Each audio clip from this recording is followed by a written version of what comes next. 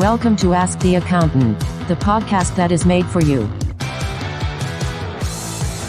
Weekly podcast live Mondays from 8:30 a.m., released on the podcast service of your choice on Wednesdays.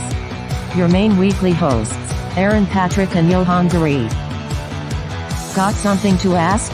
Submit your questions below or ask during the show. Podcast loading.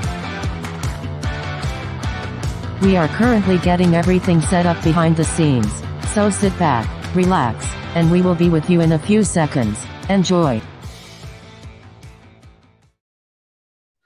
Good morning, ladies and gentlemen, and welcome to Ask the Accountant. It is episode 49. Aaron, final countdown, the last 4 weeks, and we've been at it for a year. How exciting. Aaron, it doesn't look like you are... Oh, hang on. I've got a script, haven't I? Let me stick with that. So, as always, guys, if you've got any comments, want to say hello, ask us any questions, stick it in the comments. We saw tons of you at Accountex Manchester, and we're going to talk all about that later. And as always, this episode is brought to you, sponsored by Employment Hero. Our friends at Employment Hero are doing a great job at sorting out my HR system at the moment. So make sure you all have a look at that, and we'll go into more detail about Employment Hero and how we were working with them at Accountex Manchester later in this episode as well. So, good morning, Mr. Patrick. You don't seem to be in your office. No, well, we're going to be talking about Accountex North this episode. That's going to, spoiler alert, that's going to be our main topic for today. So I thought, well, why not visit the place that we stayed at so that I could remember it all and take it all in. Did you ever leave? So, well, I don't think I want to leave. This is a problem, right? So, arguably the greatest hotel in the UK. So I thought, why not come back again? There's a little band on called Busters as well. People may or may not have heard that, you know, a bit nostalgia trip. So we went to see them, did a bit of a sound check with them, you know, the usual enjoyment and organised fun, as you like to call it. So yeah, it was a good time and heading all by Manchester. So yeah, I'm sat in Brewdog at the moment. Apologies for the background noise if you can hear it. And I've actually got a Brewdog top on to boot as well from Mumbai. So a little present from Chris who had got back. So yeah, not a bad time, to be honest. That's all right. I'll continue wearing our sponsored gilet, shall I? It's because I'm trying to get a sponsorship with them at the moment. So we'll keep buttering them up. Sponsored in free beer. Brilliant. Okay, right. Well, before we crack on then, folks, let's have a look at the comments. People are streaming in already. So, good morning to Paul. Good morning to Kirsty. Good morning to Jodelie. Good morning to Louise. And good morning, Sam. Good morning, Aaron and Johann. Fantastic. So, plenty of people tuning in already. As always, guys, keep saying good morning, keep commenting, keep asking questions, and that keeps us busy for the next hour. So, busy week, Aaron. It was a busy week. You don't seem to have left. I've been able to move on from last week yet, which is, I'm slightly envious, if I'm honest. I was sat there this weekend thinking, there's a Brewdog hotel in Edinburgh, and you rate it as one of the best Brewdog hotels out there. How can I justify staying in it when I only live 20 minutes down the road from it? So I was missing my room from Brewdog. It's a fantastic space to be in. It's a curse for you, isn't it? It's a blessing and a curse. You've got Brewdog on your doorstep, which, you know, not a lot of people do.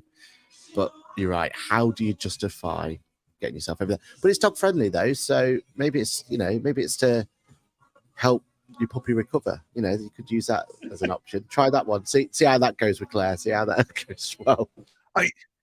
Could you treat a Brewdog hotel in the same way some people treat like caravans? Like they've got a caravan just down the road as a weekend retreat. Could I have a Brewdog hotel as my weekend retreat, permanently reserved? Well, it's my end. I'll back it, but we'll see. Okay, right. Well, yes. So last week we were in, I'd like to say sunny Manchester, but I'll tell you what, it's been a long time since I've seen rain that heavy and that sideways, and I live in Scotland, so that says everything you need to know about the weather on, what was it, yeah, Tuesday and Wednesday, it was pissing down, like torrential sideways rain at times. So well done, everyone that ventured out in the rain to come to Accountex.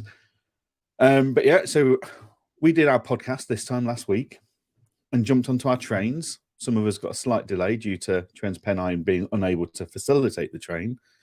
But we then met up at Brewdog Manchester, where Aaron is today. Started planning. Then we went to Accountex Manchester and we got our first look at it in what is the Manchester Central train station, or was Manchester Central train station.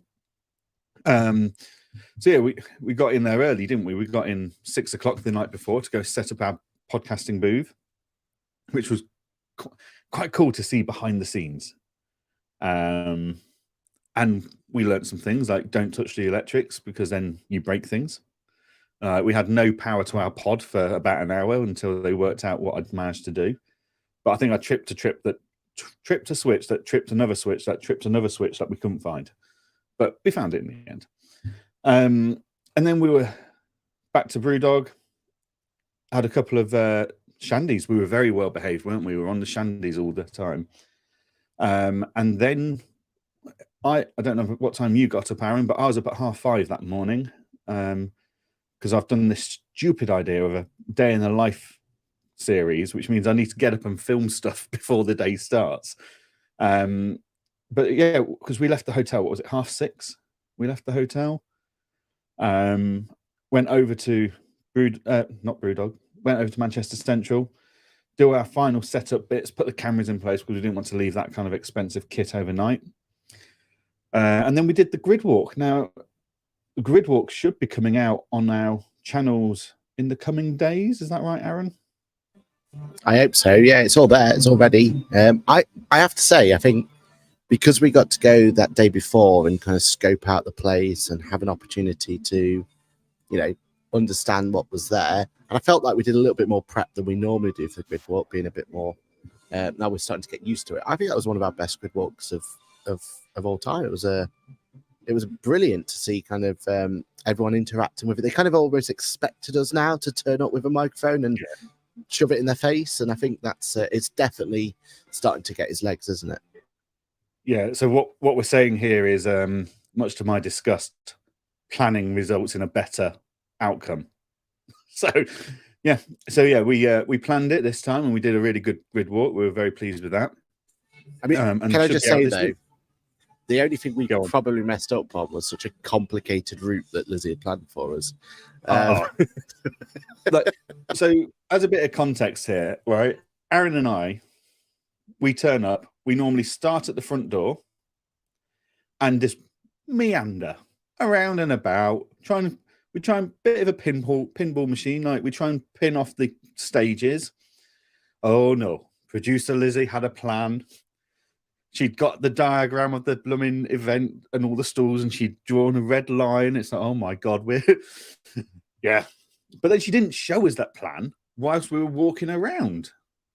So yeah, it was just but it went very well. It was a very good grid walk. Really looking forward to seeing that content get released.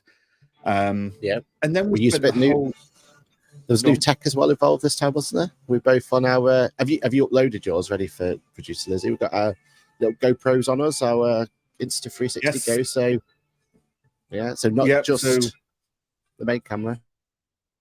Yeah, so we had our main camera, which was on it should be a more stable shot this time because we used a proper wheeled tripod, like getting all the gear now. Still no idea, but we've got all the gear.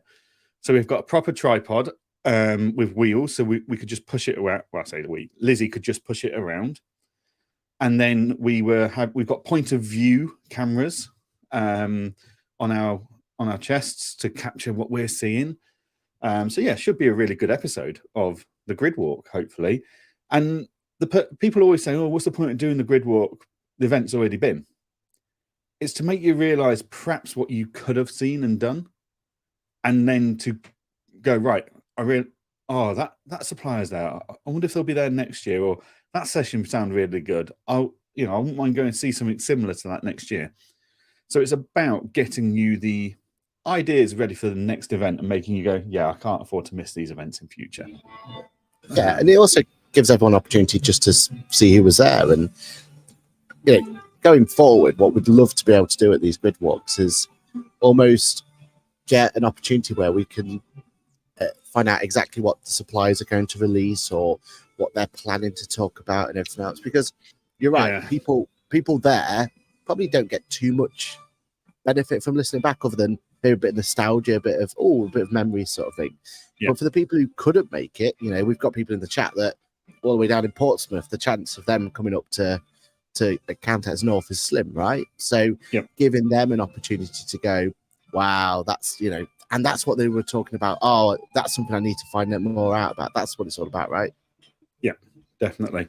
So although we do tend to find we're a bit early, aren't we? Some of our friends, people like Cresco, don't turn up until the last minute. Every time we go to Cresco's stand, we turn up and we have to interview a cardboard wall. But in our defense, I think this is us saying to them, we're always going to go about half an hour before the doors open. Be there, be ready. If you want to get the exposure, this is your chance. Like, I don't think we need to change what we're doing. I think they just need to get out of bed earlier. Yeah, exactly. Yeah, we're not changing. They just need to be, if they want the exposure, turn up. So, but yeah, no, it was a really good grid walk. I really enjoyed that one. And then we spent the day podcasting. So what we've done is a little mini series of Ask the Accountant podcast pit stop. So we did 13 interviews in the end, all about 20 to 30 minutes long. Some are accountants, some are software vendors, some are bookkeepers, some are just people in the industry, like coaches and stuff like that. Absolutely loved that, although it was bleeding hard work. Like Aaron and I had to start tagging in and out, so we just did, like, the idea was we were both going to do pretty much all of them. But you're just constantly thinking, and listening's hard work, if I'm honest. Like listening to their responses and then having to come back with questions and insights on those it's hard work. It's mentally challenging. So so we've got 13 episodes of Ask the Accountant podcast pit stop coming out. Hopefully we're going to be able to do some more of that next year, but it is all subject to the event providers giving us the space to do it. But yeah, we really enjoyed that. So that was really good. There was a lot of learning as well, wasn't it? Right. Even me, who's, well, both of us, right? We love our tech. We love learning about this. We love just listening to the latest road announcement or the latest Sony or whatever, the amount we learned from that one, event was ridiculous. The fact that we were having to constantly have those cameras, having to worry about the power supply, the memory and everything else. There's a lot we've taken away from it. I've already got a shopping list of items we need just to tee it up a little bit, basically. But yeah, it was definitely an eye opener in terms of getting everything ready and everything else. And hats off to anyone who does any of that sort of stuff going forward. It is way more like involved than I thought it ever would be. No. And I think one day, if we can really nail this, because we do want to have that opportunity, almost have a live stream opportunity at some point. We really want to figure that out. That is like on the bucket list, but we've got to figure out. We've got to work with the vendors, with the organisers. We've got to work with them, and we've got to. Yeah, there's a few things we need to lay down. But yeah, it was for saying that it was our first attempt at doing, which is pretty much 7 hours worth of content, something like that, roughly, whatever, maybe more, maybe less. Or if you had the grid walk, even more, right? For saying we were, and that wasn't all we did, because we then went on and did all the content creation for Employment Hero. Yeah. I did a 45-minute speaking session with Beth Flanagan. You were on stage, yeah, and we were still, interacting with everyone who came up to us. We were still talking to them. We were still, fulfilling our duties, weren't we? So yeah, it was, it's definitely given me evolution. Yeah, and it's given me a whole different view of how these conferences are run, right? We got to see peek behind the curtains a little bit more, didn't we? Which was cool. Yeah, definitely. Yeah, no, these events are always helping us to evolve. So like, this is week 3 of me doing my day in the life now. And after week 1 of filming using my old iPhone 13 Pro Plus, Pro Max, whatever it's bleeding called, I decided that was a nightmare trying to get the B-roll, which is the footage of us traveling and just the kind of bystander kind of footage. So I then upgraded and went and got myself a Insta360 Go 3. That made life a lot easier and a lot better. But then in reviewing the video from the first week over the weekend, it was decided the audio quality wasn't great. It was a bit patchy. And that's because I was using a Rode Wireless Go, which is a great bit of kit. It's perhaps just not the right bit of kit for the way I run it for my setup. So then I had to go and I've got new microphones for this week, my DJIs based on Aaron's reviews. And then, it's constant. Yeah, I had to. The audio is like 80% of a good video. That's what they keep telling me. But yeah, it's a constant evolution. So the fact that, we've already gone away and Aaron's already got a huge shopping list of things he wants to buy to make the setup a bit easier and stress-free. Anyone that's out there and says, oh, you just plug and go. Yeah, you can. There's nothing wrong with that if you're doing like 60-second videos and stuff like that. And, if your plan is to just do shorts or stories or TikToks, great. Your phone and a basic microphone is going to be absolutely fine for you. If what you're trying to do is create content with multiple angles and multiple views, then it is a constant evolution, a constant learning. I mean, that and data. Oh my God. Every interview, so we had 4 cameras trained on our podcast booth, and that's before you take into account producer Lizzie with her gimbal filming on the iPhone and stuff for passing shots and stuff for social media. And the audio as well, because the audio was separate. That was going through, and an audio backup. Yeah, so we got multiple sources of audio. We were generating 120, 130 gigabytes of footage and audio per 30-minute interview. And we're just like, that sounds like a lot for Lizzie to get through, but that seems like a producer problem. But yeah, it's opened my eyes to how hard proper content creators work and filming crews and stuff have to work, and why they've got all the gear and why it takes them 4 hours to set up and for a 30-minute shoot. But yeah, it's been quite the eye-opener at Countex, really. Conscious we have got quite a lot of comments coming in, so we'll just jump to these quickly. So Matthew says good morning. Steph says good morning. Merlin says good morning.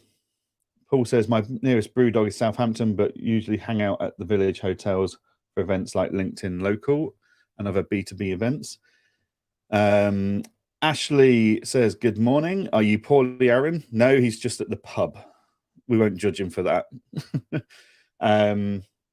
Paul says, yeah, the grid walk helps those who've missed it too. Oh, hang on. I've lost my track here. Ashley says, just like Bullseye, look at what you could have won. Definitely. Look at where you could have been. Ashley said it was a 7-hour drive home to Devon, but worth every mile. That is we mentioned this in LinkedIn, but going forward, he needs to stay at the Brewdog because then he gets himself a guitar. Like we both look at the guitar every time and go, "Oh, but that's pretty cool." That's a great little ornament on the actual on the thing. But for Ashley, he would actually be able to he'll probably create himself a new theme tune while he's here, wouldn't he? Yeah, exactly. Jodie Lee from South Africa. So Jodie Lee didn't come to Countex because she's in South Africa, which is fair enough.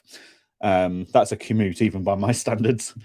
And Ashley says, my post this morning is a video. I did it live when training at AAT on Saturday morning. It took me 2 minutes and 30 seconds to edit, all done on my iPhone. Yeah, like if that's what you're after, is that short form. I mean, I've been playing with some different AI apps and stuff over the weekend, because I've now got so much content on my mobile, I've played with some different apps where they take like photos and they take snippets out of your videos, all AI based, and they deliver like 40 to 60-second videos, and they're absolutely fantastic, like for a click of a button. But yeah, if you're doing anything for like a long time, like if you're trying to create 30 minutes worth of video footage, it takes a bit of going, and yeah, it's a challenge. Ashley says, I need to speak to more people and get a sponsor. New theme tune, great idea.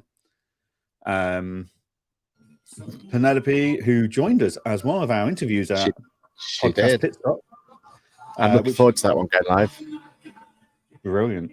I feel my bookkeeping tips on my GoPro, editing, adding B-roll, and getting audio right always takes a bit of time, especially when it's windy. Definitely. She's got even more things to worry about, right? Like water, wind, sand. It's hard enough when you're studying. I mean, the worst I've got to figure out now is this background song, and it's quite catchy, so I'm not going to complain. But yeah, imagine being on a beach.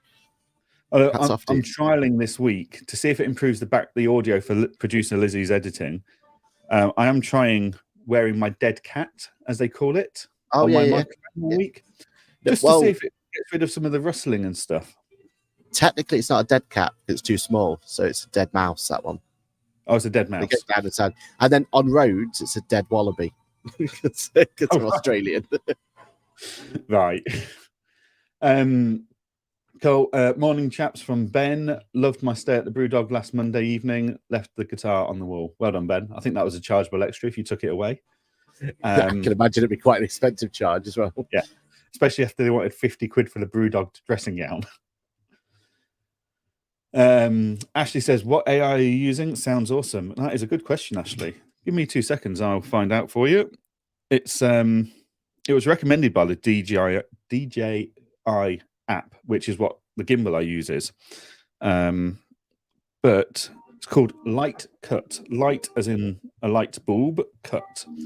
It's been very quick and easy to use, and I've knocked out a couple of videos last night on it for shorts, which I was really impressed with. Very little effort.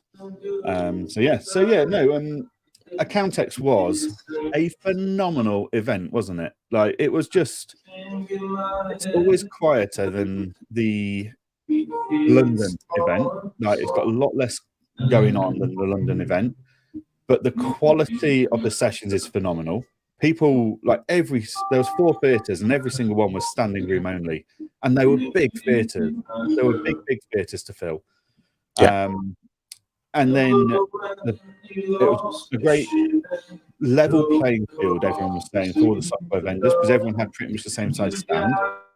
There was no, what was it, Miss Chris Downing said, there was no checkbook waving, like who's got a bigger checkbook.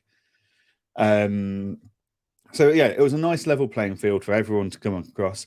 And speaking to Caroline after the event, so Caroline leads the team that delivers Accountex. She was saying she's not had final figures by that point when we were chatting to her at the after party, but it was busier and the numbers were higher than they anticipated, which is fantastic news. The events outside of London will only happen if people turn up and continue to turn up. So if you're one of those people that sits there whinging, oh, the events only happen in London, I'm not going into London, that's fine, but you have to then turn up when there's an event close enough to you.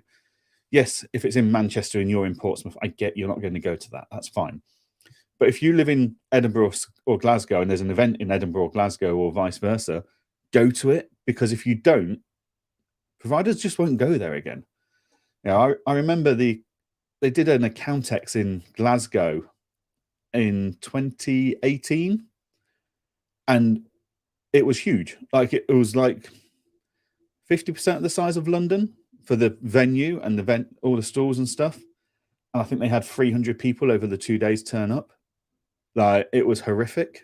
And yeah, I felt sorry for the speakers. I felt sorry for the sponsors and the event, like all the stall holders.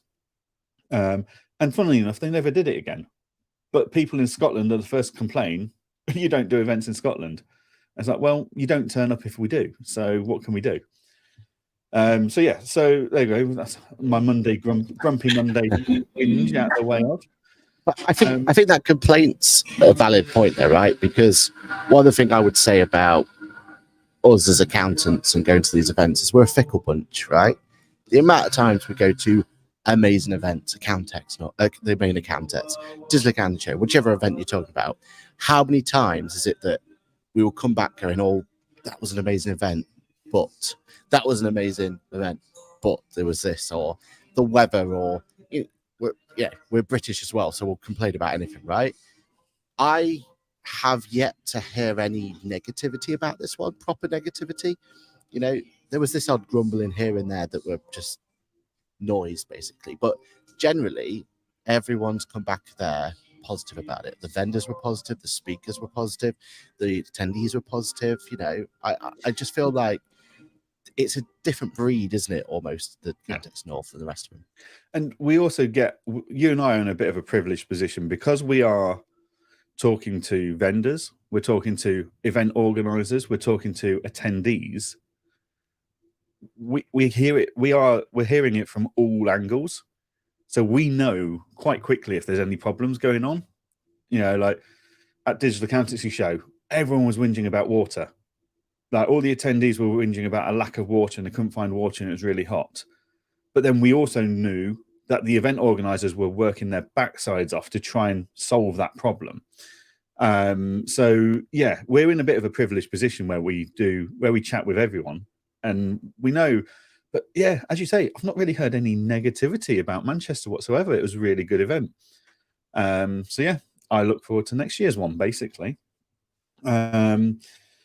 Right. Okay. So what other than a great event, what else did we learn from Manchester? Well, there was a couple of announcements. Well, debuts, shall we say? Debuts. So the first debut was a new AML compliance tool called FirmCheck. These guys have come over from New Zealand to launch into the UK AML market. And they haven't got a unreasonable offering, shall we say. Their pricing seems very competitive. The AML software markets needed a bit of a shake-up for quite a while because all we really had was Verify. And then Zama came along and has done a fantastic job at a bit of modernization and really making us realize what AML should be in a firm rather than just look at a passport and photocopy it type thing. But from other things I'm involved in, I am aware that there's a lot of AML providers from Australia and New Zealand wanting to break into the UK market. And Zama's kind of had it their own way for a bit. Not that I'd say it slowed their development or anything, but we all know and we always say the more people that are in the space, the more development and the faster the development becomes. And the more ideas and the better inspiration and the better product that we all end up with at the end of the day. So FirmCheck kind of launched and their first official event was Accountex Manchester this year. And basically they're doing all your AML checks, biometric checks, ID checks, AML management, etc. And their pricing is that they will do your politically exposed persons and sanction checks free of charge. They'll do your full biometric and ID verification checks for £5.50 a check. And then there's a subscription fee where you pay 25p per entity per month to have them on the database. Now, this is the bit that could make them more expensive than Zama in theory. So Zama don't charge you for the database and the management system. That's completely free. And you get risk assessments, etc., built into Zama. But Zama do charge for biometric, for the ID checks and the PEP and sanction checks. But I was looking at it and I think, assuming you're doing your checks on every year, Zama FirmCheck works out about the same price per year. But if you're not doing PEP and sanction checks every year and you're not doing ID verification checks every year, then firm check probably works out slightly more expensive per client per year. But as I say, it's great to have another, like, it's great to see a validation of that there is a need for AML software in the UK market, and that other people are looking at it. Now, the only thing they haven't really got at the moment, which is fine because it's early days, is app integration. So they don't talk to Accountancy Manager, they don't talk to Center, they don't talk to Carbon, or they don't talk to Client Engager at the moment. Now, they've got on their websites that it's coming soon. Go for it, Aaron. They are connected to Go Proposal, though, right? Because that Go Proposal's new AML offering is firm check. We've confirmed that, haven't we? Yeah, my understanding is firm check is what's powering the Go Proposal ID checks. However, I think that's about as official and public knowledge as Employment Hero powers QuickBooks Payroll. It's known, but it's not promoted, and you wouldn't know it to look at it. I believe Go Proposal have got their own UI, user interface, but they outsource the ID checks and the PEP checks through firm checks software. So firm check is only doing the checks on the ID. It's not the user interface and stuff, is my understanding. But yeah, so welcome to the UK firm check. Looking forward to seeing what you bring in and how you challenge the AML market to improve, basically. Yeah. I mean, for me, it's good to see that it is a true AML check as well. If you think back 3-4 years ago, everyone was thinking Verify or the ones like that were AML checks. They're not, right? They're just ID checks, so ID solutions.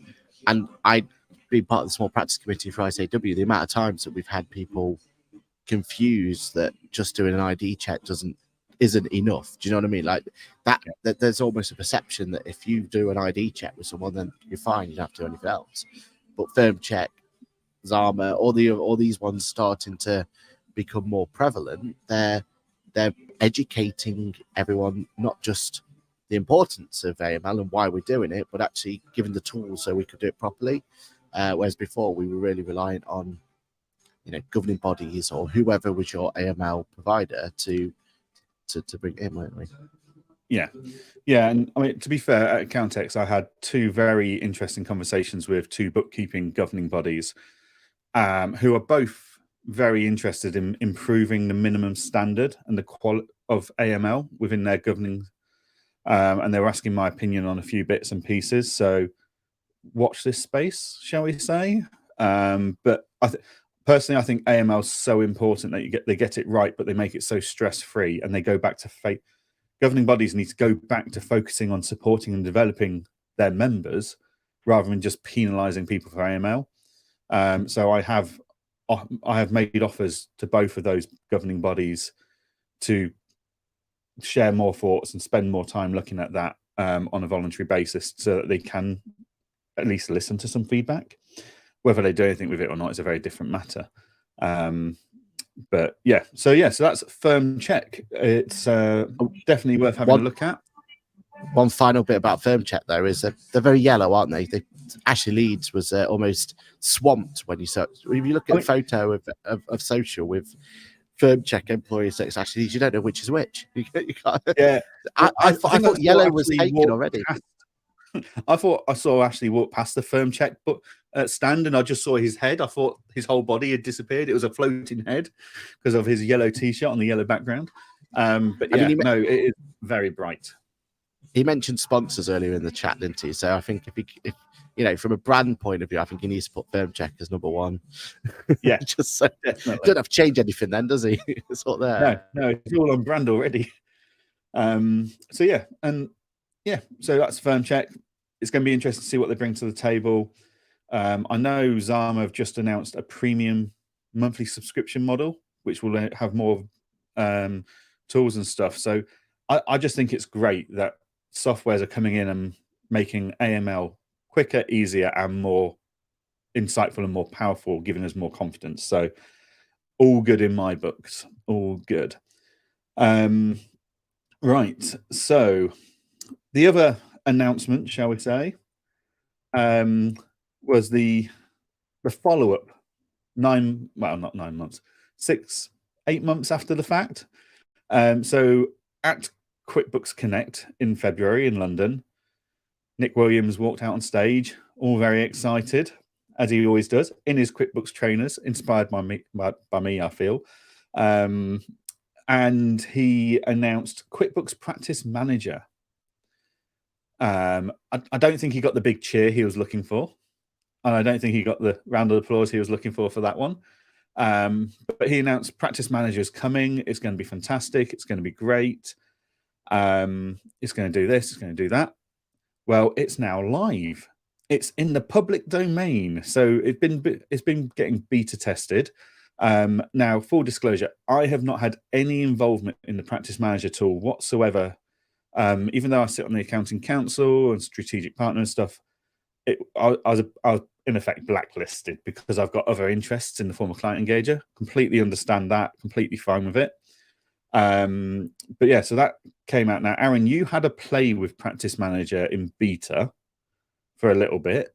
I'll come back to you in a moment about your thoughts on that. But it's gone out live. It's available. They kind of pushed it from Monday, ready for Accountex Manchester, which made complete sense. I'd like to say it was a mixed bag of feedback, but everyone's focused on the same point.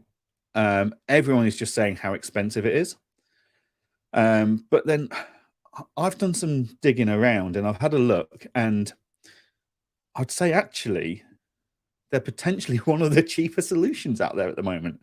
Like Pixie has got like £100 starting point now or something, whereas QuickBooks Practice Manager is like £60-odd starting point. You've got Accountancy Manager that if you're a new user, it's £42 a month a user, according to their website. Like the pricing in practice management seems to have gone through the roof. I'm not really sure there's been enough development to justify it, personally. But ultimately, going back to my original point, every single social post I've seen has been less than positive about the pricing. No one's even looked at the functionality or commented on the functionality because they can't get past the price point that they're charging, which is interesting, shall we say. Aaron, what are your thoughts? What were your thoughts during the beta, functionality, and the feedback you're seeing? So full disclosure, I am still on the beta. So I'm still one of their beta testers. I don't know if this had a great uptake on beta testers. So I think actually the fact it's gone live is good because I think they need that feedback. They need that opportunity to develop the product. I'm really shocked when you said that Pixie's about £100 now, because although I suppose in fairness that £100 is Pixie 2.0, they completely stopped, yeah, and their original Pixie isn't available anymore, not fully or at least 2.0 yet. Oh, so that £100 is for the original Pixie. Yeah, so if you've got less than 250 clients, it's £99 a month plus VAT, flat rate for unlimited users, and you don't get task automation, you don't get migration support, and the document signing's coming soon. So it's the original Pixie, not Pixie 2.0. If you want a dedicated account manager, full migration support, team training, sales pipeline coming soon, integrated apps coming soon, and defined teams coming soon, it's £149 a month for up to 250 clients. And my biggest argument about all this is that, in my opinion, we're allowed to have opinions, we're allowed to be right or wrong. Pixie 1.0, or whatever the original Pixie was called, is not a practice management solution. It's a task management solution. It's a holder of your client's data, but it isn't a practice management solution. There's no client portal. There's no opportunity for you to be able to interact with your client. I mean, even from a task management point of view, for me, it's lacking in terms of options and abilities. And okay, maybe it's because I'm blinded by what other software solutions can do. Yeah, so other software solutions can give you a client portal. Other software solutions can give you a proper task management solution where you can go in there. So that's Pixie, right? And it's not the, a lot of people are, made a very, they've looked at the QuickBooks practice management solution and compared it to Pixie, and they've made some comparisons, right? John Toon posted on LinkedIn that it was great to see Pixie have got that finally launched with QuickBooks Practice Management. It's no longer a secret if John Toon's telling everyone. Yeah. Practice Management is from QuickBooks is powered by Pixie 1.0. Powered by Pixie. And in theory, that should be a good starting spot, right? Because then QuickBooks has this solution that's already been out there for a while. It's had some popularity. It's had some, there are champions of the product, right? There has definitely been some people pushing the product quite lately. I don't know why. Again, I'm shocked. I don't understand it. But I think if we concentrate on the QuickBooks Practice Management solution, I think they have an opportunity to build a really powerful task management solution, an amazing opportunity. That opportunity is not there yet. What's been launched is that Pixie basically in a glossier and a different paintbrush. So I feel like that price point would be justifiable if and when the solutions and all of the bells and whistles come with it. The end goal is there. I get that then. I just don't feel like it's justifiable now. And it's that age-old conversation we've had many a time, isn't it? That risk of buying into software now for future development, for future support, for future features, it's a really dangerous game, isn't it? Because they may come to a point where they find they can't provide solution XYZ, or that solution XYZ isn't really going to live up to the expectation of what the expectation of it's going to be. So I feel like it's been a really tough first week for them, hasn't it? If you look at it of what it's going to be, and it's that age-old thing where we've spoken about it a lot of time. Minimal viable products are a great thing. Like, get it out there and start getting money in it, and then you can start developing on it, and that's fine. But your minimal viable product has to give you something that has a hook to keep that person in, to keep them from moving elsewhere or looking elsewhere. And I'm not 100% sure. The clue is viable. Yeah. Even if it's a minimal product right now, it's still got to be viable as a functioning piece of equipment to complete the job at hand. But in fairness, I believe the solution is a viable solution. Because if you look at it like on the tin, you put your client data in there and the client data stays in there, right? And then you could do some tasks about it. So there is a viable product, but I don't think that's enough in this day and age. Like, just because it works, well, we expect software to work, right? That's our minimal expectation, right? Yeah. It works, but has it got enough hooks in there to keep people from, or to get people to move over to the platform and keep people on the platform, which ultimately we want to do? I'm not 100% sure it does. And I think that's where the price point at this point in time is the sticking point. If those new features are here, when we talk about it in 6 months' time or a year's time, whatever the time frame is going to be, then that price point becomes acceptable, because you're not comparing it against other practice management solutions at that point. In theory, you're comparing it against Text Precision. I mean, Text Precision's a whole different price point, isn't it? You know more than anyone. Like, that's another tier, isn't it, of costs? So yeah, I feel like it. Yeah, I'm frustrated that it's kind of had such a big. If they'd done more of a soft launch, maybe it's a free for the first 6 months or whatever, something like that to get people in. I would be more. I would be pushing it as a recommendation. I would, at this point, for anyone who doesn't have practice management solutions. I'm struggling to. I mean, it says a lot that I've not been able to put a video out on it yet, because I just haven't had an angle to go, that's what this should be. That's what this solution is for, and this is the practices who should be looking to implement it. Yeah, no, that's fair enough. Right, before we move on to any other topics, let's have a quick look through our comments. Paul says we need an Accountex South besides the main one in London. That's asking a lot, isn't it? Isn't London South? Yeah, I mean, London is very south for my liking. He was talking about a white label solution in regards to firm check. Yep. I wouldn't even call it a white label solution for firm check and Go Proposal.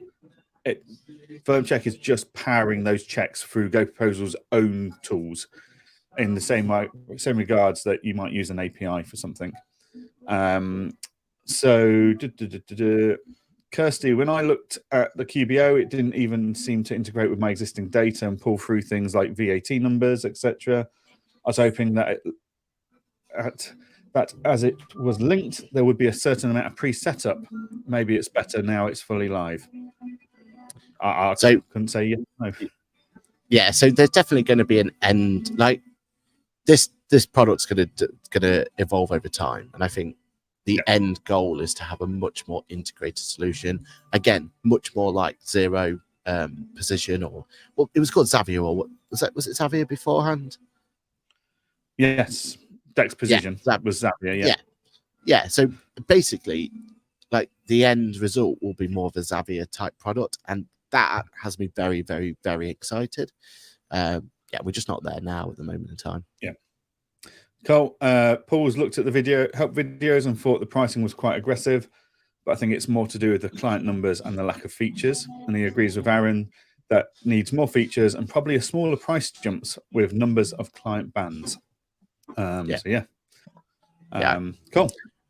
Let's do our sponsor segment. I was going to say, we're 46 minutes in and we've not mentioned our sponsors yet, so we're behind track here.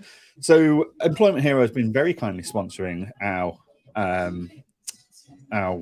podcasts for the last couple of months, and we've loved working with Employment Hero. They've done a fantastic job at modernizing payroll and HR, and we had a really good chat with Steve and Damien from Employment Hero over at Accountex, and what their visions are and their plans are for the next year for Employment Hero in the UK are phenomenal.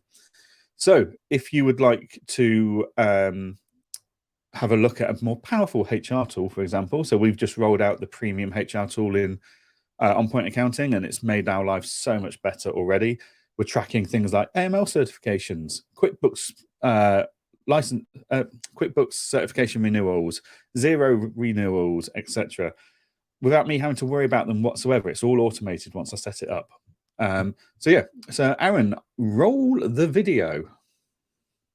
Ask the Accountant brings to you Employment Hero. Looking to hire remotely? Introducing Employer of Record by Employment Hero, your key to seamless global hiring. Global Teams is a best-in-class global employer of record service. Whether you're expanding into new markets or struggling to fill open roles, Global Teams connects the best talent with the best employers, all done legally and ethically. With Global Teams, you can effortlessly navigate the complexities of hiring globally while ensuring compliance and peace of mind. Say goodbye to the headaches of international hiring and hello to a trusted partner that simplifies the process. Visit employmenthero.com to learn more about their employer of record service and revolutionize your global hiring today. Brilliant. There we go. So if anyone even wants to have a chat about Employment Hero's HR tool and how I'm using it, then please do feel free to reach out on LinkedIn. We have to give a shout out as well to their booth at Accountex.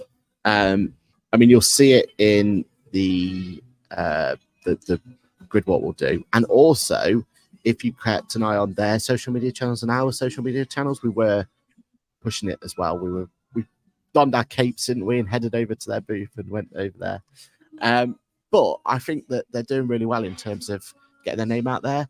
There was good opportunities to kind of look at the products and everything else, but also they were giving away LinkedIn profile pictures as well. So I think that's a clever little ploy, isn't it, to kind of get people to come over there and a bit of a reward for doing it. And I think that was a running theme throughout Accountex. And I think this is pushed by Caroline and pushed by the team in terms of the fact that swag nowadays, it's not just disposable, landfill. They're trying to be something a bit more meaningful, a bit more economical, more sustainable. I think that, sustainable. That's the word I was looking for. And I think it's better for everyone, isn't it? And I think ideas like a LinkedIn profile picture and opportunities like that, and it's spin the wheel to get what your swag's going to be. I think the more people who kind of take on board that sort of view on swag is better, isn't it, overall? Definitely. Yeah, there was a huge push. And I'm hoping to see this carry on in 2024. That swag needs to be more sustainable. And there was a lot of stands there that didn't have any swag. And they were saying, no, we're not giving out swag. It just goes into the landfill. We're not wasting our money. We're not damaging the environment any further. We're not going to get any. You're not going to get swag from us. That's fine. That's good. We, however, did have some swag. And it was the swag of the town. Like, it was talk of the town, wasn't it? Everyone was talking about our swag. We pulled off a bit of a coup with our swag, I feel. So we brought top trumps to the accounting world. So everyone went through school with different top trump cards and different sets, like cars and motorbikes and boats and different Pokemon and all of this other good stuff, TV presenters, Top Gear, top trumps and all of that. We brought Ask the Accountant top trumps to the table. And basically we did top trump cards of every guest that we've ever interviewed for Ask the Accountant. We've got cool friends. And we got them to try and grade themselves. So they had 36 points. They could divide amongst all the different categories themselves. Quite frankly, it was appalling how many people couldn't add up or just scored themselves 10 out of 10 for everything. So, yeah. But less said about that, the better. Especially when a couple of those were accountants themselves. So, yeah, we should have given them a zero maths point for that one in, really, shouldn't we? In theory. So everyone got their top trump cards and they were encouraged to go around and get them signed to make them more valuable in the future, because you never know where we were going to end up. So they seemed to go down very well. Everyone was loving them. Lots of social media posts about them, which was great for us. And then we have already decided, haven't we? We're going to do a booster pack. Aaron's calling it season 2. I'm calling it a booster pack to keep with the top trumps terminology. We're going to do booster packs for 2024 involving all the other guests we've not interviewed yet, or we've got lined up to interview, or we've interviewed and we've not published yet. And we're even going to go with some shinies. We're going to put some shinies in there to make them ultra collectible. But yeah, we really enjoyed that little idea of swag, didn't we? And running with it, and Lizzie's having a great time being creative with it as well. So yeah, if you've not got your top trump cards this time, then make sure you're at an event with us in the future to come and get your top trump cards. I think the thing I learned more about that than anything else is just the FOMO it caused. Everyone who had their cards were really like you've already said, gassed and excited, especially when someone was encouraged. Like, they'll pull a card from our booth, from our stand, and it'll be for Jonathan over at Account Manager, or Sam and Sam at Swoop, and they're then encouraged to go over to that stand, get it signed, and that could be the first interaction they've ever had with that particular vendor. And I think that was a really cool kind of. We didn't really think about it at the time, right? But that's what that started to. Yeah, we ignited conversations because of it. Yeah. So yeah, very happy with that. And my favorite part about all of it was that we had people coming along going, "Right, how do I get myself a top? What do I need to do? Where do I how do I get myself involved in this next time round in the booster or season 2, whatever you call it?" And I think that FOMO effect it caused as well was pretty special, right? We've got years worth of interviews to be doing based on the sign up list. And can I just say also to everyone that's listening, a huge thank you so the night before Accountex, just as we were leaving the hotel to go and set up, we launched the booking link to book in for your half an hour podcast. And we kind of went, well, we've got a backup list. we've got a backup list of people that we'll try and collar if no one signs up, because first time doing it, is it going to be popular? Do people want it? Yeah, we were fully booked in 2 hours. Like, it was like we came out of Manchester Central from setting up and going, yeah, we're fully booked. We've not got any more spaces. It was phenomenal. So thank you for everyone who came and said hello. Everyone that came and tried to sign up to get interviewed. We did 13 interviews, but we know we had nearly 40 people trying to get an interview. So absolutely phenomenal uptake. And Paul has said in the comments, we need an Ask the Accountant #1 fan top trump card. Winky face. I'm afraid, Paul, I don't think you'd get it. I mean, just through bribery. So the wonderful, our last interview was probably my favorite interview of the day. So Most our last wholesome, interview wasn't it? Yeah, it was with Kirsty Hayward McDonald. Kirsty has been following and commenting on our socials and turning up live. And if she's not live, she's always watching it back for a very long time. As has Paul, don't get me wrong, and so many others like Kirsty and stuff. Kirsty kind of took a step out of her comfort zone and booked in for an interview, which I know for Kirsty was a huge thing. She's not someone that enjoys speaking publicly. She's not someone that enjoys doing social media and stuff, but she did it, and she did a fantastic interview with us. And for Aaron and I, we both saw Kirsty was like booked in. It's like, right, we're doing that one together. Like, we both want to be part of that first interview for Kirsty.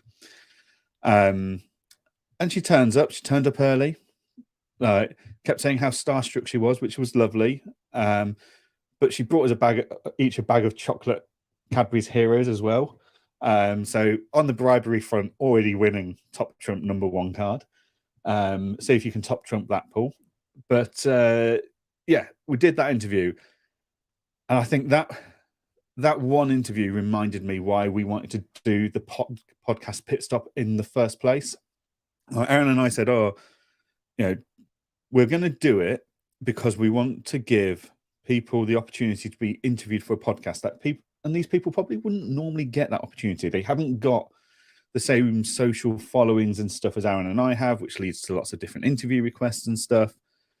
But we want to give them a voice, and we want to give them some content that they can use on their own websites and social media feeds. So it was very much about them and, their business and their ideal clients and stuff. We did that very deliberately.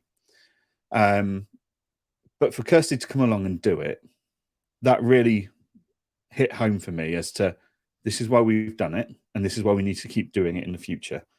Because it gave her a platform to create a bit of social media content that she can use anywhere she wants going forwards. So, yeah, by far my favorite interview of the day. I don't know. I'm sure. Do you agree with that one, Aaron, or have you got someone else you thought was your favorite interview? No, I'm not going to start picking favorites. But you're right. Like, the whole point of us giving that platform, giving opportunity for people to have a say, just talking about what their experience was. That was a wholesome moment, right? And that, I feel like that's what we're bringing to the table. We love the vendors, and we'll always want to showcase some new toys and new shiny things, and that's great for clicks and great for content for both of us, right? But that opportunity to just unsung heroes of the industry, I think that's what we should call them, right? And it was just giving that platform for them to have a chat and have a say, and it's really, we don't know if we're going to get invited to other conferences, but we're going to be fighting for it, because I feel like that's what we can bring to the table, right? And I think that's great for the whole community. Definitely. One last thing just to be aware of. Next week is the Accounting Web Awards. Aaron and I have had numerous invites to be on different tables for these awards. Unfortunately, we can't make it. We won't be there. We've just got far too much going on with other trips and stuff like that. But good luck to all of those that are shortlisted and will be attending. I'm sure you're going to have a fantastic evening. And yeah, good luck to everyone, basically. And we'll look forward to seeing the winners. but I'm sure everyone is looking forward to that event. So, Aaron, we need to round it up. We've been an hour. Anything you'd like to plug or add, or what are you up to this week?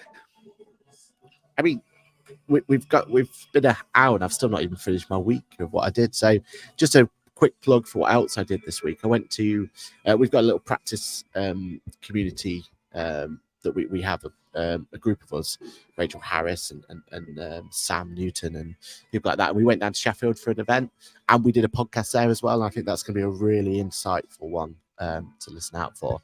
There's so much good content coming out your way, so just make sure you've subscribed and listening, because we've got hours of content to be putting out on there. We internally, between me, you, and producer Lizzie, we've got to think about how we're even going to distribute this, because it's a nice to have problem, isn't it, to try and go through. But there's some great content coming your way, so make sure you're subscribed, and we're looking forward to getting it out there. But it's going to be a good few weeks, I think. We're kind of slowing down now, aren't we, from the conference season? But we've still got the business show to come forward going forward. So and be exciting to do. And then we're on tour, so we'll go from there. Brilliant. We've got so much content coming out. It's ridiculous. Poor old Lizzie's working very hard to get it all edited and put together, and then scheduling is going to be a whole different beast. My first episode of A Day in the Life, which is really just following me every week, 5 days a week, came out last week, and the feedback's been fantastic, and some people have asked questions that I can then follow up and create more content on, which has been wonderful. My favorite bit for everyone to listen out to is he even gives a tour of London from his hotel room. I mean, I was a little overcritical, I think, of it when he was giving it, but I encourage everyone to just watch for the tour itself and just. I may have missed a few sites that others would say were obvious. I just knew the one site from my window and I took advantage of it. That was good. So watch out for Friday when the next one comes out, covering the week at Accountex. I'll keep pumping them out one at a time. Fantastic. Right. Well, on that note, Aaron, anything else you'd like to add before we say goodbye and run the credits?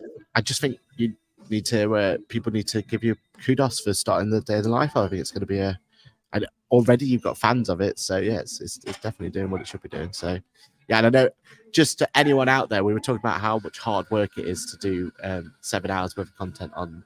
I think it's not quite that level, but there is a lot of hard work goes to these A Day in the Life. So do give that a view, because it's well worth it. Thank you very much.